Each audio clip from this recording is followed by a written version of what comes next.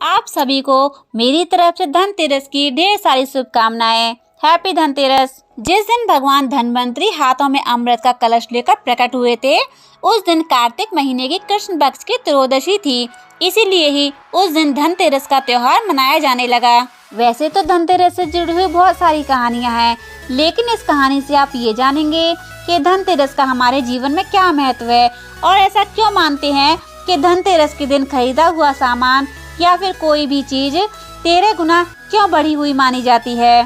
क्यों धनतेरस को हम इतना शुभ मानते हैं कि कोई भी चीज खरीदी हुई 13 गुना क्यों हो जाती है। आइए जानते हैं लोग ऐसा क्यों कहते हैं और सुनते हैं धनतेरस की कहानी।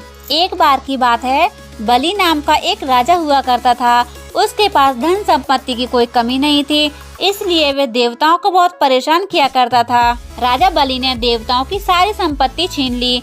इससे सभी देवता परेशान हो गए और परेशान होकर भगवान विष्णु के पास गए। देवताओं की परेशानी को दूर करने के लिए भगवान विष्णु ने वामन अवतार लिया और राजा बलि के यज्ञ स्थल पर पहुंच गए। जब भगवान विष्णु वामन रूप लेकर राजा बलि के यज्ञ स्थल पर पहुंचे, तब उन्हें वहां असुरों के गुरु शुक्राचार्य ने पहचान लिया और राजा बलि से आग्रह किया कि वामन कुछ भी मांगे तुम इनकार कर देना, उसे कुछ मत देना, क्योंकि वामन साक्षात भगवान विष्णु हैं। वो देवताओं की सहायता के लिए यहाँ आए हैं और वो तुमसे सब कुछ छीन लेंगे। लेकिन बलि ने गुरु शुक्राचार्य की बात नहीं मानी और भगवान वामन द्वारा मांगी गई 3 पग भूमि देने के लिए कमंडल से जल लेकर संकल्प लेने लगे।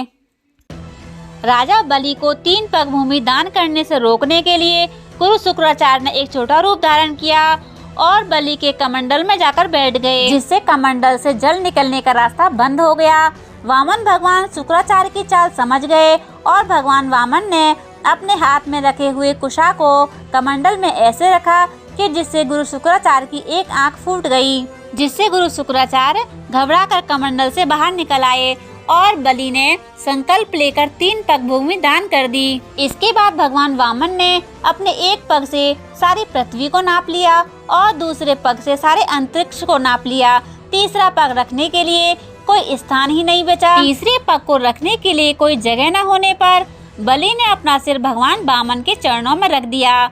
बलि ने अपना सब कुछ गवा दिया। इस तरह बलि के भय से देवताओं को मुक्ति मिली और बलि ने जो धन संपत्ति देवताओं से छीन ली थी, उससे कई गुना धन संपत्ति देवताओं को मिल गई। इसी कारण से ये कहा जाता है कि धनतेरस के दिन कोई भी नई चीज खरीदने से धन में 13 गुना वृद्धि होती है और इसलिए ही धनतेरस का त्योहार मनाया जाता है। आप सभी को मेरे और मेरे पूरे परिवार की तरफ से हैप्पी धनतेरस।